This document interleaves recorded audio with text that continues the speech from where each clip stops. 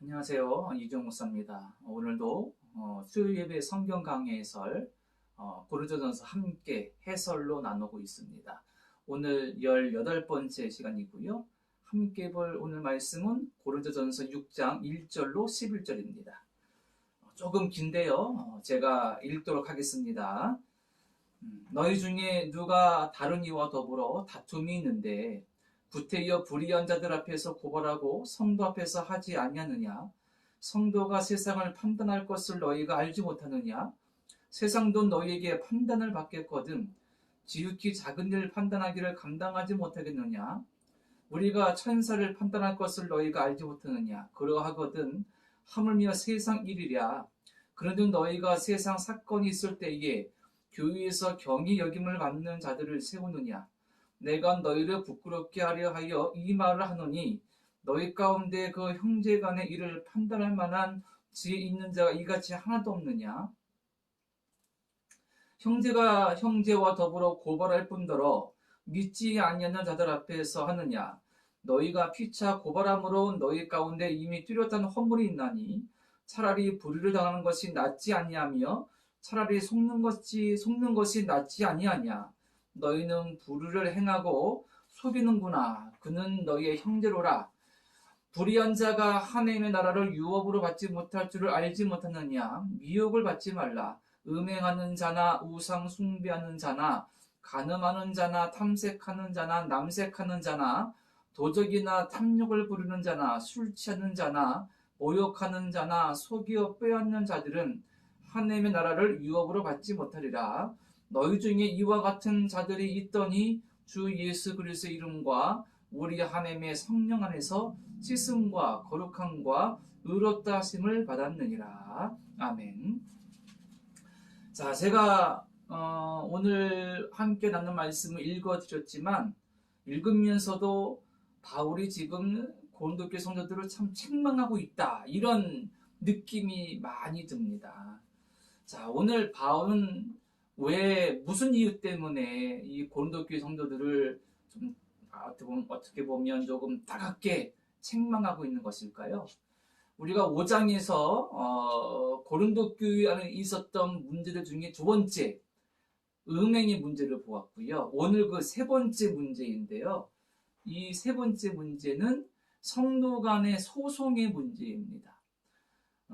그러니까 고린도 교회 안에 성도들 간에 개인 간에 어떤 분쟁이나 갈등이 있었나 봐요. 그런데 이것을 교회 안에서 해결하지 못하고 교회 밖으로, 그러니까 사회로 세상으로 나가서 세상 법정에 갔습니다. 세상 법정에 가서 성도끼리 서서 지금 재판을 받는 거예요. 그러니까 바울이 보기에 참 너무도 답답하고 안타까운 거죠. 세상에 복음 전해야 되고 믿지 않는 이들을 구원해야 될 믿는 자들이 그들에게 가서 부끄러운 모습을 보이고 있으니 그 얼마나 창피스러운 일입니까? 그래서 바울이 이 고린도교회 성도들을 책망하고 있는 겁니다.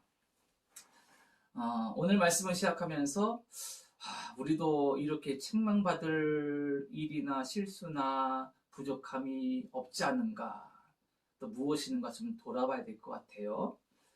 자, 먼저 한번 본문에 들어가면서 보게 되면 우리가 살펴볼 첫 번째의 어떤 내용이 뭐냐 하면, 유대인과 헬라인은 그 당시에 개인 간의 어떤 갈등이나 문제가 있으면 어떻게 해결했을까, 그 특성을 좀 먼저 보는 겁니다. 왜냐하면 고린도 교회는 고린도라는 헬라 지역, 로마 제국 내에 있었거든요. 그러니까 유대 이스라엘이 있지 않고 헬라 지역이 있었으니 헬라 문화의 영향을 받았습니다. 반면에 바울은 유대인이었죠. 물론 그도 헬라적인 배경에서 자라기도 하고 또 국제적인 감각도 있었지만 어쨌든 유대교적 교육과 신앙을 받았거든요. 어떤 차이가 있을까? 유대인들은 어떤 개인 간의 문제나 갈등이 있으면 마을이나 회당 같은 곳에 어른, 그러니까 장로라고 할 수 있겠죠. 그런 분들에게 가지고 나가서 판단을 받았습니다. 우리가 그런 모습을 출애굽기나, 그러니까 모세 시대 보면 모세가 그런 역할들을 한 것도 보고, 성경에서 많은 분들을 볼 수가 있어요. 그래서 유대인들은 그 공동체 안에서 어른들 중심으로 스스로 갈등을 해결했습니다. 이것이 그들에게 좀 수월할 수 있었던 것은 그들에겐 율법이 있었습니다. 율법에 세세한 규정들이 있었고 발전되었기 때문에 유대인들 간의 갈등의 문제를 해결할 수 있었죠. 자, 그러면 헬라인들은 어떻게 개인 간의 문제를 해결했는가? 보통 그들은 소송했다 그럽니다. 그러니까 헬라인들에게 소송은 좀 일상적인 것이었고 또 소송을 좋아하는 사람들이었다는 거예요. 이 헬라인들이 일상을 살아가는데 때문에 이 소송은 불가피한 것이었다. 갈등과 문제가 있으면요. 이에 대한 자료를 좀 보니까 아테네라는 도시에서 그 당시 어떻게 법률, 재판 그런 것들이 이루어졌나 보니까 예를 들면 어떤 사람 두 사람이 문제가 일어났습니다. 그러면 이것을 어떻게 해결하냐면 둘이 해결이 안 되면 재판을 받는 겁니다. 그리고 자기를 대변해줄 중재인, 뭐 변호사겠죠. 그런 사람을 한 명씩 데리고 또 한 명을 대표적으로 세워서 거기서 합의를 시도합니다. 그런데 그것이 합의가 안 되면 좀 더 요즘 말로 하면 상급 법원에 올라가는 것처럼 이제 좀 더 규모가 커지는 거죠. 더 많은 사람들을 불러서 거기서 재판을 받는 거고요. 그리고 배상금 규모나 갈등의 규모나 법적 문제의 규모에 따라서 배심원들이 정해져서요. 재판을 하게 됩니다. 그런데 이 배심원의 규모가 크면 몇백 명, 몇천 명까지도 한다는 거예요. 그러니까 한 도시 안에서 몇십 명, 몇백 명의 배심원, 심지어 몇천 명의 배심원까지 요구되어지는 그런 재판이 있으면 그건 한마디로 이벤트겠죠. 도시가 아마 난리가 날 겁니다. 구경하라고. 또 그것 때문에 서로 논쟁하느냐고. 그러니까 도시 전체가 완전히 이 재판으로 말미암아 어떻게 보면 갈등도 일어나고 서로 이야기하면서 토론도 하고 또 그것이 놀이도 되고 막 그렇겠죠. 그러니까 도시가 얼마나 혼란하겠습니까?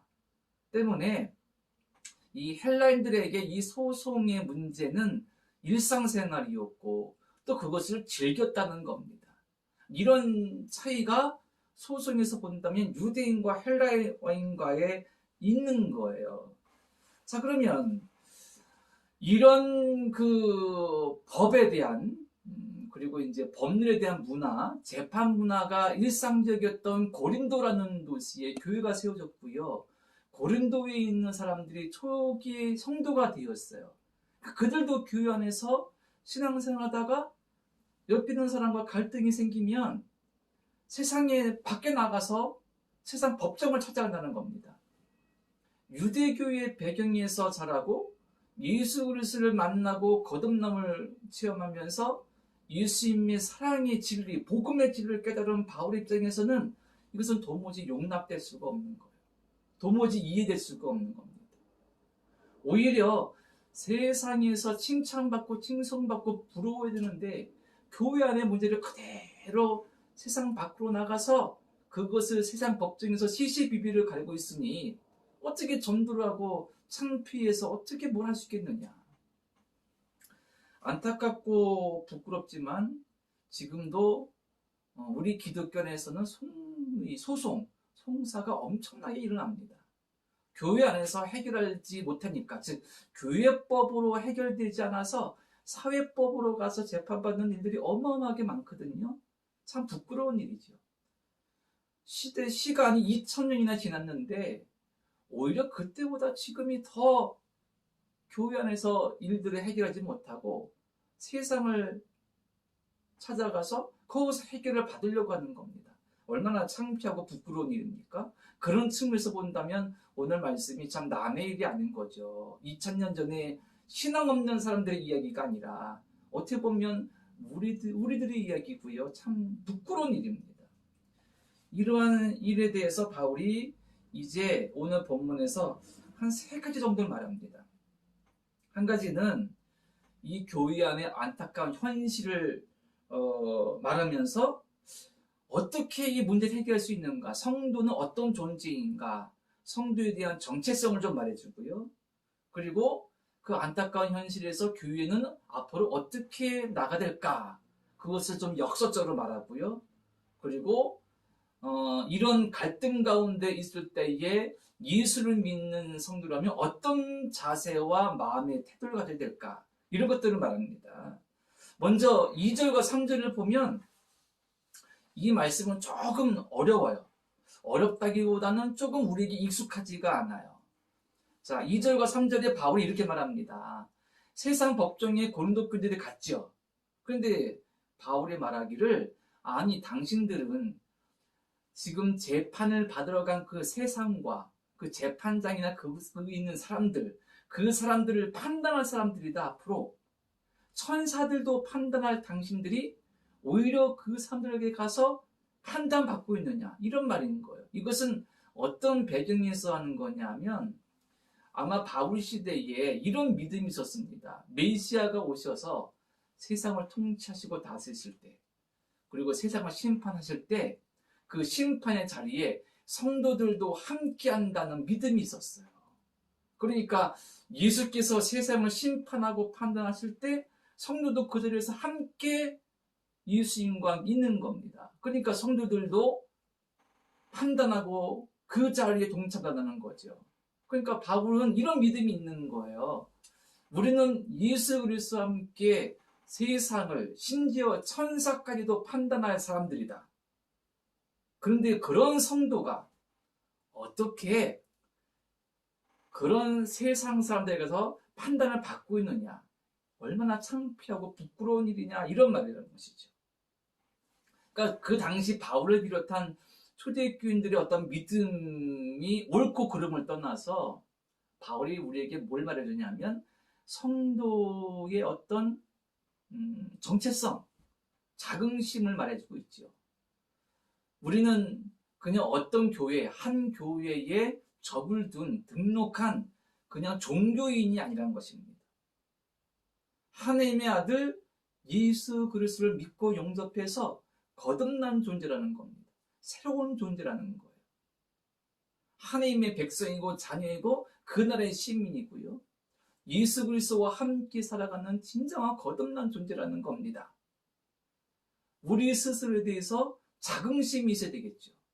오늘날 기독교인으로서, 믿는 자로서 안타깝게도 많은 비판과 또 지금 상황 속에서 조롱도 받고 비난도 받지만 본래 성도는 세상을 판단할 수 있고 천사까지도 판단한다는 그런 믿음을 가진 하나님의 놀라운 은혜를 받은 사람이라는 거죠. 그런 정체성을 우리가 알고 자긍심을 가져야 됩니다. 이런 믿음에 대한 분명한 자긍심과 그리고 떳떳함, 그리고 그에 대한 감사, 사명감이 있을 때 세상에서도 아직 믿지 않는 분들과의 관계 속에서도 우리가 예수님 믿는 자로서의 온전한 모습을 보일 수 있고 가질 수 있겠죠. 우리가 그런 사람 됐으면 좋겠고요. 또 한 가지 5절 보면 바울이 이렇게 말합니다. 제가 5절 읽어드리면요. 내가 너희를 부끄럽게 하려 하여 이 말을 하노니 너희 가운데 그 형제간의 일을 판단할 만한 지혜 있는 자가 이같이 하나도 없느냐. 그러니까 고린도 교회 안에 성도 간에 분쟁이 일어났어요. 이게 교회 안에서 해결 안 되니까 세상 법정으로 갑니다. 바울이 말하는 거죠.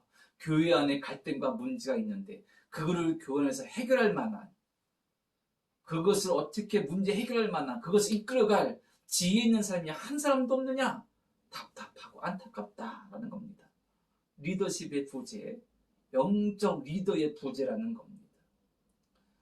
이것은 역설적으로 본다면 이제 그런 성도를 키워야 되는 거죠. 교회에서 그런 성도가 세워져야 되는 것이고요. 이것은 특정 누구를 무슨 세워서 당신이 무슨 일 했을 때 판단하십시오, 그런 위치로 직분을 주는 것이 아니라 우리의 모든 성도가, 예수를 믿는 모든 성도가 어떤 문제가 있고 갈등이 있고 혼란이 있고 어려움이 있을 때 그것을 해결할 수 있는 믿음의 지혜를 가진 성도가 돼야 된다는 거죠. 그것을 바울이 우리에게 역설적으로 교훈하고 있다는 겁니다. 우리는 중요한 존재들입니다. 내 삶에서도, 특히 오늘 교회의 입장에서 본다면 신앙 공동체 안에서도 우리가 지혜 있는 믿음의 사람이 되어서 어떤 어려운 상황과 문제도 믿음의 지혜로 해결할 수 있는 성숙한 성도가 되어야 되는 거죠. 꼭 기억하시기 바랍니다. 자, 7절 말씀을 좀 더 봅니다. 그러면 아까 제가 말씀드릴 때 이 교회 안에 이 소송의 문제가 밖으로 나가서 이 부끄럽게 됐다면, 이런 갈등의 문제가 있을 때 예수를 믿는 성도들은 어떤 마음의 태도와 자세와 신앙을 가져야 될까? 거기에 대한 말입니다. 자, 7절 말씀 제가 읽어드리겠습니다. 너희가 피차 고발함으로 너희 가운데 이미 뚜렷한 허물이 있나니 차라리 불의를 당한 것이 낫지 아니하며 차라리 속는 것이 낫지 아니하냐. 자, 이 말씀을 제가 표준 세번역으로 한번 읽어드리겠습니다. 여러분이 서로 소송을 즐기는 것부터가 벌써 여러분의 실패를 뜻합니다. 왜 차라리 불의를 당해주지 못합니까? 왜 차라리 속아주지 못합니까? 교회 안에 성도 간에 문제가 발생했습니다. 결국 싸움, 분쟁의 원인은 서로 타협하거나 협의하지 못했기 때문이죠.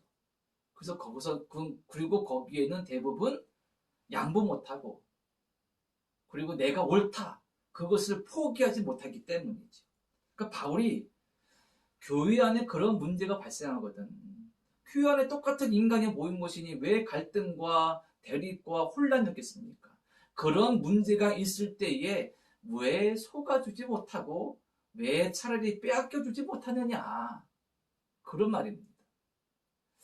이게 그냥 쉽게 생각하면 이해하기 쉽지 않죠. 아니 뭐 예수 믿으면 다 뭐 양보해주고 다 속아주고 일부러 져줘야 돼? 바울의 말에 깊은 저변에 깔린 의미는 그런 것이 아닙니다. 어떤 문제가 있을 때, 교회의 성도 간에 문제가 있을 때 뭐 대충 넘어가 주고 뭐 그냥 좋은 게 좋은 거라고 쉽게 뭐 흔하게 은혜로 넘어가자고 대충 덮고 넘어가자, 그런 말이 아니라는 겁니다. 여기서 바울이 말하는 것은 교회 안에 성도 간의 문제는 충분히 예수를 믿는 성도로서 해결할 수 있다. 스스로 믿지 않는 사람들의 도움을 받지 않고도. 어떻게 해결할 수 있느냐? 예수님을 믿지 않느냐? 예수님을 섬기고 있지 않느냐? 예수님의 사랑으로 충분히 해결할 수 있다. 사랑의 능력, 사랑의 힘으로 말입니다. 세상의 법이 아니라 예수님의 사랑의 법으로 충분히 교회와 성도들 간의 문제는 해결되어질 수 있어요. 그런데 성도가 예수님을 믿지만 예수님처럼 십자가에서 내가 죽지 못하기 때문에, 내가 예수님을 믿지만 내가 예수님처럼 사랑으로 살지 못하기 때문에, 내가 예수님을 믿지만 예수님처럼 다른 사람을 용납하거나 포용하지 못하기 때문에, 예수님을 믿지만 예수님처럼 겸손하지 못하고 진실하지 못하기 때문에 싸울 수밖에 없고 다툴 수밖에 없고 양보할 수 없고 내 것을 잡으려고 내가 옳다고 주장하려고 문제 해결이 안 된다는 거예요. 세상의 법이 아니라 사랑의 법, 예수님 사랑의 법으로 충분히 해결할 수 있다.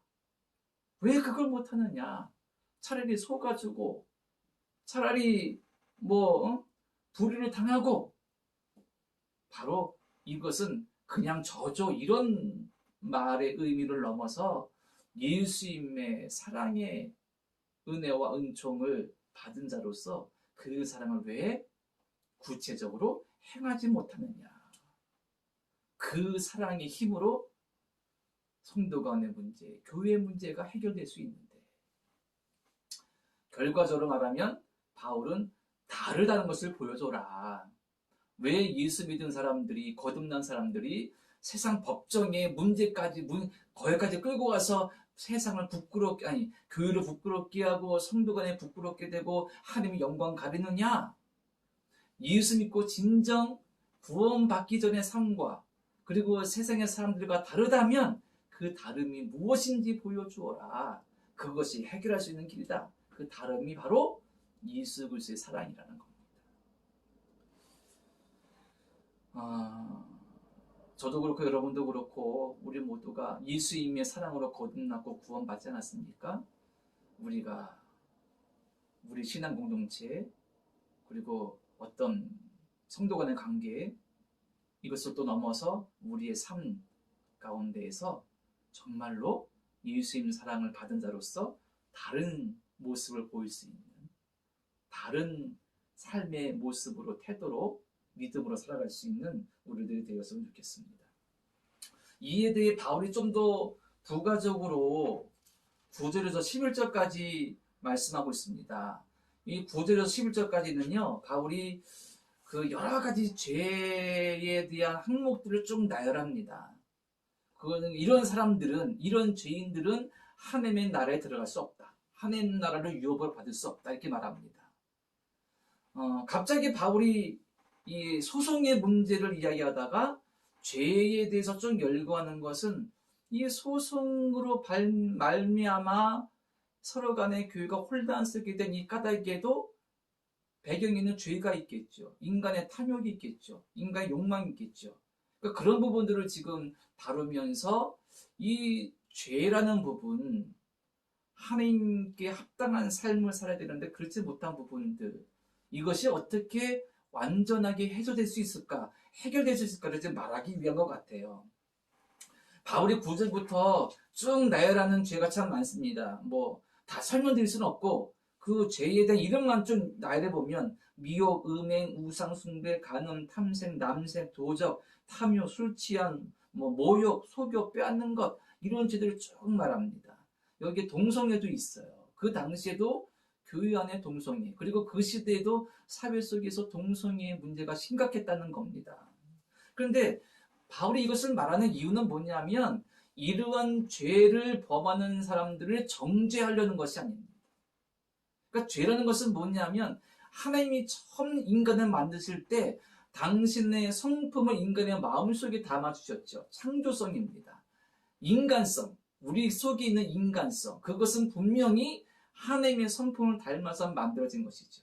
그런데 하나님이 우리에게 담아주신 창조성, 인간성을 상실해버린다, 상실했다. 이게 하나님께 나갈 수 없게 된 거죠. 이게 죄입니다. 그러니까 하나님이 만들어주신 하나님께 나아갈 수 있는 거룩하고 선한 창조의 모습을 상실해버린 것, 이게 죄고요. 그 죄의 대표적인 것을 바울이 쭉 열거한 거예요. 당시 바울의 살던 시대에 고린도 교회 안에 이런 사람들이 있었다는 겁니다. 심지어 동성애하는 사람들도 있었다. 이 바울이 그렇게 말하고 있는 거예요. 근데 바울이 말하고자 하는 것은 이런 사람들은 천국 못 가. 이런 사람들은 죄인이냐 정죄하려는 것이 아니라 이들이 어떻게 되었느냐. 가장 중요한 것이 그래서 11절입니다. 11절 제가 읽어드리면요. 너희 중에 이와 같은 자들이 있더니, 즉 말씀드린 그런 죄를 행한 사람들이 교회 안에 있었습니다. 계속해서 읽어드리면 주 예수 그리스도의 이름과 우리 하나님의 성령 안에서 씻음과 거룩함과 의롭다 하심을 받았느니라. 바울이 뭘 말하냐면 고린도 교회 안에 이런 죄인들이 있었다. 그런데 용서하고 변화되었다.